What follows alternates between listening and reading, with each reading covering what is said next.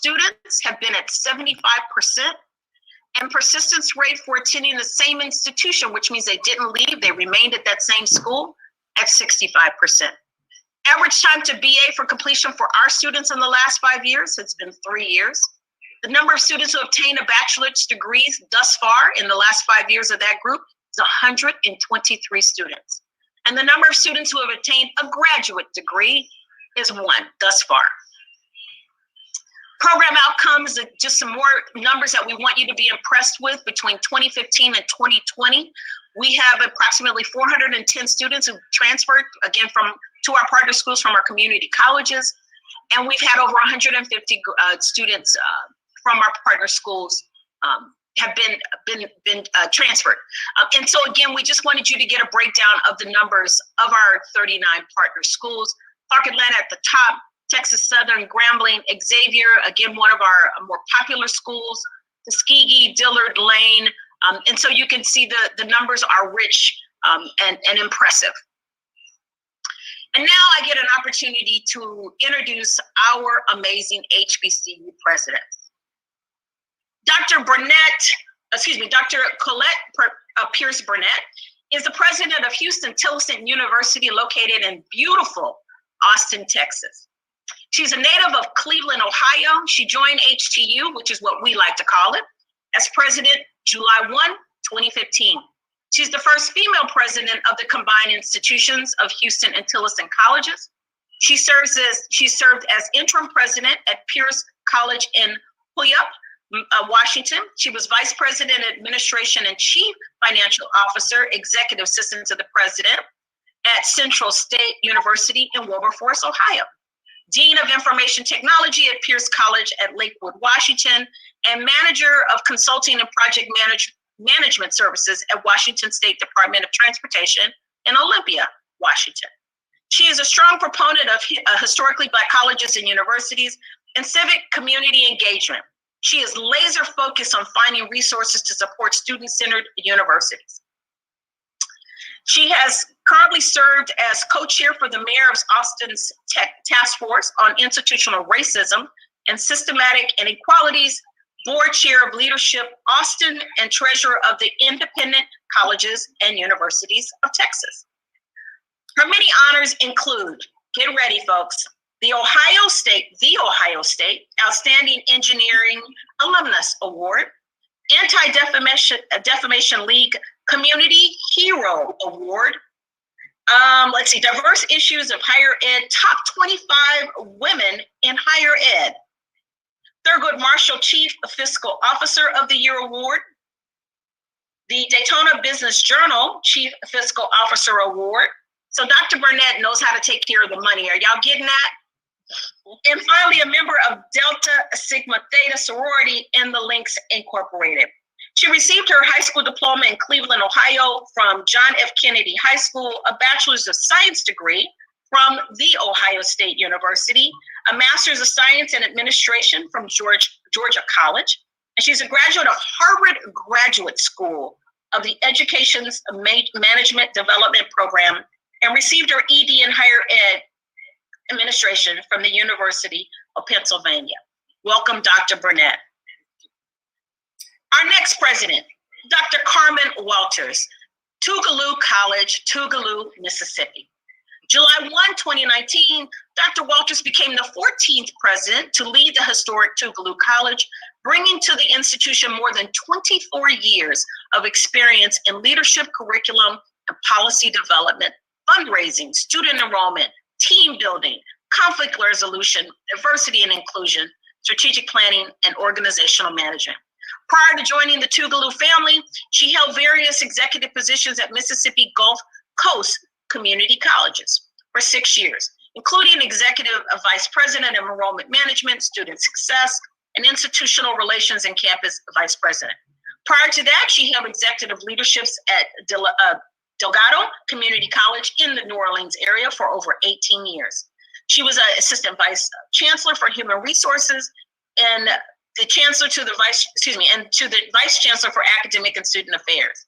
Dr. Walters was a key fundraiser, securing and managing over $1 million in grants for student success initiative programs, facilitator of key renovations and author of the MGCCC Strategic Enrollment Management Plan. She has served and continues to serve on the board of many nonprofit organizations, including the Mississippi Women in Higher Ed, the Mississippi Girl Scouts of the Greater Mississippi, Jackson County United Way, National Congress of Black Women, Mississippi Gulf Coast Connection Organization, The Link Incorporated, Jackson Chapter, Jackson, Mississippi, and Alpha Kappa Alpha Sorority, Theta Zeta Omega Chapter in the Ocean Springs, Mississippi. She is a recipient of numerous awards and recognitions. She holds a Bachelor's of Science in Accounting and Business Administration from Southern University, a Master's of Arts in Post-Secondary Counseling from Xavier University, and a Doctor of Philosophy and Leadership from Mississippi State University. Welcome, Dr. Walters. Thank you. Dr. Cynthia Warwick. She's clearly one of my favorites. I've got a real special place for Dr. Warwick because she's been such a hero for me, such a mentor. Dr. Cynthia Warwick is the 7th president and the first female to lead Stillman College, a historically Black liberal arts college in Tuscaloosa, Alabama.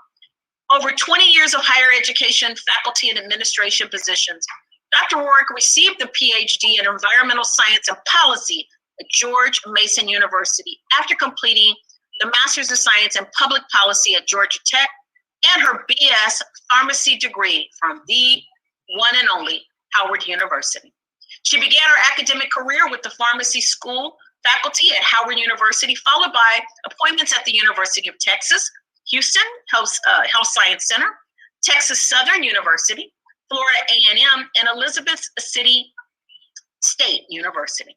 Prior to her selection as president at Stillman, she served as interim president of Grambling State University and South Carolina State University. She is a lifetime member of Alpha Kappa Alpha Sorority Incorporated and serves on the board of the United Way of West Alabama, the West Alabama Chamber, the Tuscaloosa County Industrial Development Authority, the Tuscaloosa County Preservation Society, and the Girl Scouts of North Central Alabama. She's very proud of her children and her family's members' accomplishment, who represent over 17 HBCUs. That is amazing. Thanks, Dr. Warwick, and welcome. Our next president is Dr. Logan Hampton. He was named 10th president of Lane College by the Lane College Board of Trustees on June 12, 2014. Dr. Hampton earned a doctorate in higher ed from the University of Arkansas at Little Rock, a master's degree in student personnel services from Northwestern State in Massachusetts, Louisiana, and a bachelor's degree in biology from Arkansas Tech University. Prior to coming to Lane College, Dr. Hampton served in numerous student services capacity at UALR, including vice provost for student affairs. Hampton held positions at Texas A&M, Texas Christian, and the University of Central Arkansas. In addition, with working as a higher ed educator, administrator, Dr. Hampton is an ordained elder in full connection of the Christian Methodist Episcopal Church. He served 24 years as a pastor in the Arkansas region of the First Episcopal District of the CME Church. He and his wife, Susan, are the parents of 3 adult children, Elise, Crystal, and Logan III. Welcome, Dr. Hampton. Last but certainly not least is our own Dr. Ronald Verrett, was unanimously elected as president of Xavier University of Louisiana, the only Catholic HBCU in the nation, by the Board of Trustees in 2015. As president of Xavier, Dr. Verrett leads efforts to build enrollment, enhance the quality and the diversity of academic programs, develop the faculty, promote interdisciplinary efforts, create partnerships, and honor Xavier's founding legacy to contribute to a more just and humane society. Dr. Verrett previously served as provost at Savannah State and Wilkes University, as dean of the University of the Sciences, and led the Department of Chemistry at Clark Atlanta University. As a biochemist and immunologist, he held adjunct faculty appointments at Tulane and Morehouse School of Medicine. Dr. Verrett serves on the National Institute of Health the Board of Pennsylvania Humanities Council, and the Georgia Coastal Educators Coalition. He has dedicated efforts to increase students from underrepresented groups pursuing degrees in STEM disciplines. Dr. Verrett's family immigrated to the United States in 1963 from Haiti. He graduated from Columbia University and earned his doctorate from MIT, none other. He engaged as a postdoctoral scholar at the Howard Hughes Institute for Immunology at Yale and the Center for Cancer Research at MIT. Welcome, Dr. Verrett. That is our amazing panelists for today. And I, again, want to welcome you all. Thank you for being here. If you're in the chat, please give a shout out, some love to these amazing 5 people. I wanted to start this amazing conversation with the 5 of you with some very general questions that you've all had an opportunity to kind of look at and think about. And so this will literally be a free form of kind of an idea. So whatever your thought and your heart tells you to do, please just feel free to share it. So our first question for you today is looking at specifically campus and community culture. Many of the viewing participants today might have misperceptions about the South and even some of the East Coast area, where many of our HBCUs are located. Can you speak to your experience as serving and living in the communities in which your institution is located? Dr. Work, you want to lead us off? Well, sure. I am from Southwest Texas, and when I went to Stillman to Tuscaloosa, Alabama, that was the first time I had been to Alabama. And me, like a lot of people, had seen the civil rights movement and all of the unrest and all of the discrimination and those kind of negative attitudes. And so I kind of brought that kind of perception with me because I didn't know what to expect. Mm-hmm. But once I got to Tuscaloosa, I found that it's a college town. We're right down the street from the University of Alabama. It's a small urban community. It has just about everything you need, a mall and shopping and restaurants and all of those things. It's a beautiful place. I mean, hills and a river and walking trails. I mean, it's just a beautiful place. And Stillman is a beautiful campus. It's a 105-acre campus in West Tuscaloosa with beautiful magnolias. So our pin, our pin shows these old magnolia trees. It was built on a farmer plantation, but it's a beautiful place. And from my bio, you can tell that the community was very welcoming, and it's still very welcoming to me and our students. The school was founded by the First Presbyterian Church in Tuscaloosa, so our 144-year history is based on that relationship. So though that church is really part of our DNA and also formed the church right outside of our gate, the Brown Memorial Presbyterian Church. So we're a Christian school, and certainly that environment is part of who we are. And we're known for biology and business. And so I think it's a beautiful place. And people are very pleasantly surprised when they come to Tuscaloosa and see that it's beautiful, friendly, small, unique, welcoming, and all those great things. I haven't had any bad experiences in my 4 years in Tuscaloosa. So it's a great place to visit, and I'm looking forward to having you visit us. Yes, ma'am. Yes, ma'am. Anyone else want to give us a little perspective? Dr. Verrett, it's all yours. Well, to begin with, I grew up in New York City, more precisely in Brooklyn, which is a very different world from the South, because the United States, like China or Mexico, there are many parts of the United States, and we're all different in some ways. but I've also taught in Atlanta where I was chair of chemistry. I've also spent many years in Savannah, Georgia. And I also, my first academic appointment was also in New Orleans as being at Tulane, not far from us, a little school not far from us. So I came to the South, and in many ways realized that you had moved into a different world. There were different customs. The young people said sir and ma'am. New Yorkers, if you say ma'am to a New Yorker, you say, why are you telling me I'm so? Oh, you learn, and many of those habits when I went back to Philadelphia, I took them back with me, and I was saying sir and ma'am, and people looked at me strangely, but that's okay. But the welcome has always been there. But also understand, if I speak of Xavier's an HBCU, but we're also a national university. More than that, our students come from 37, 38 states, depending on a given year.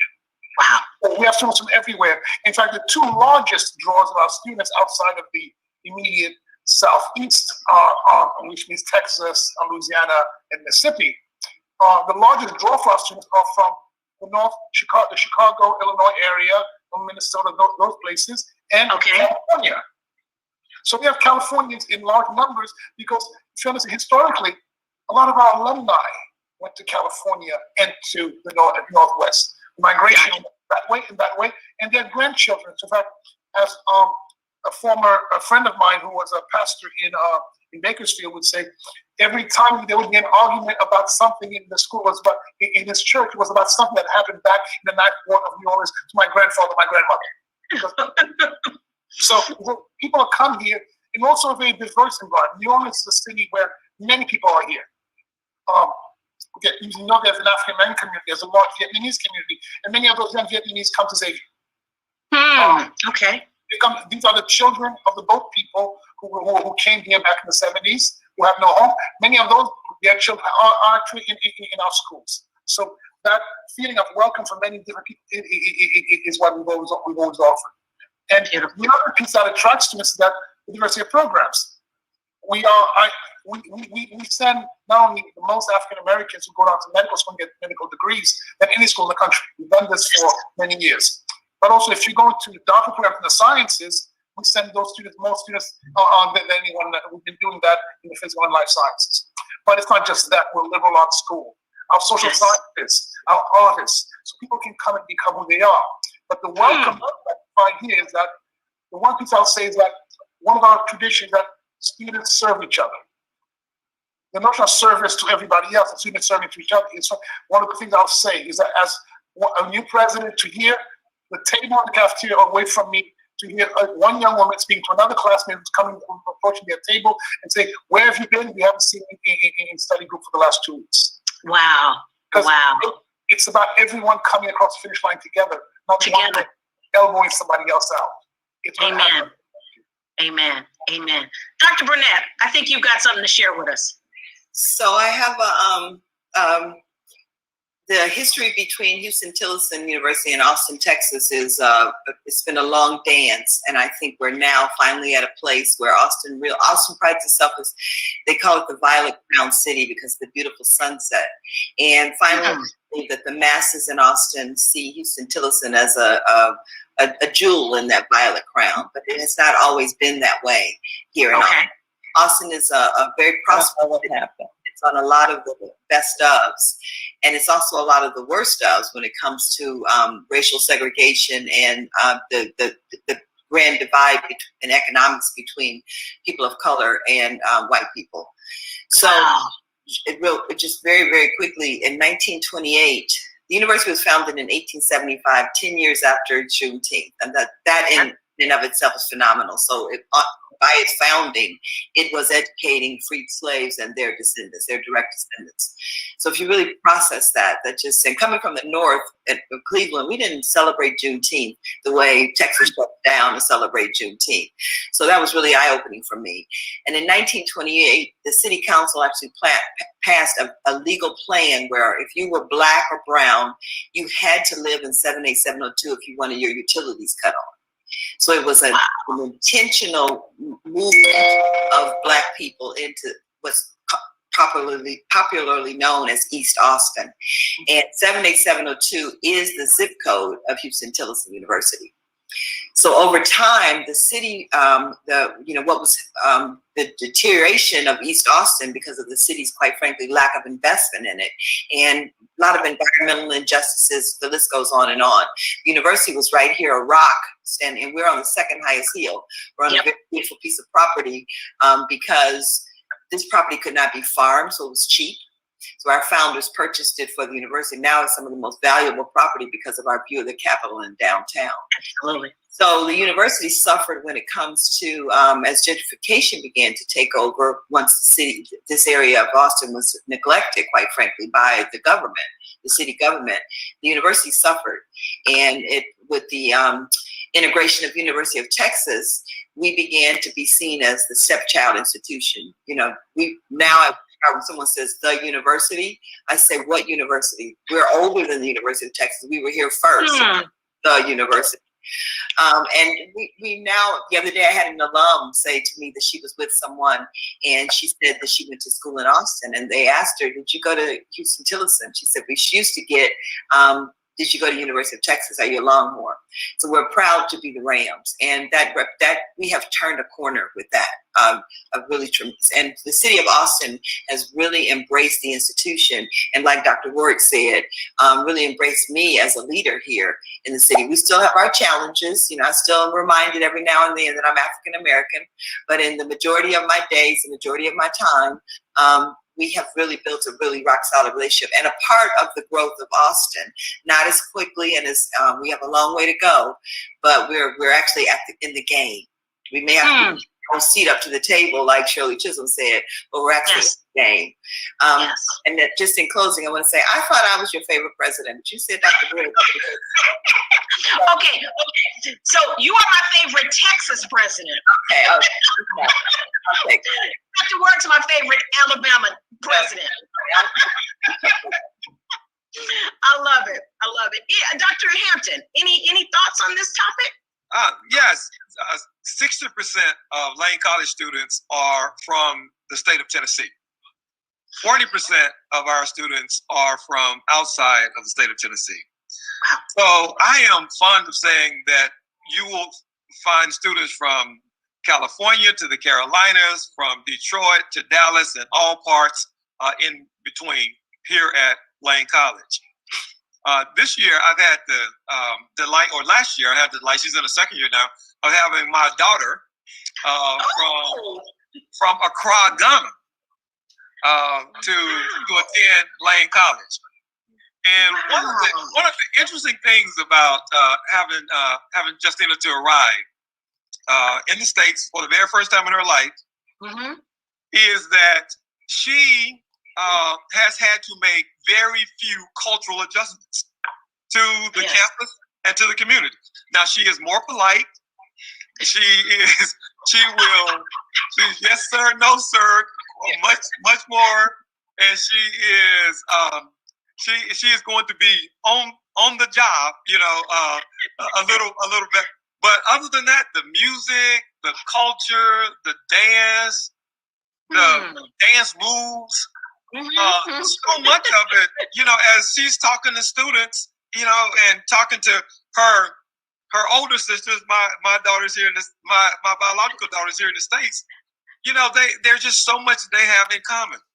Yes. One of the things that's just interesting that I think we just must note is that because of media, that this world is just, we're all an oyster in one shell almost, so to speak now. And you will find students just have very few significant cultural adjustments to make.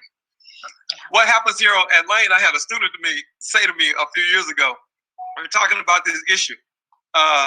He says, you look at a person and you see a black person and you think you know that person. And this student was from Chicago. And then he says, but when they open their mouth, a whole other person comes out.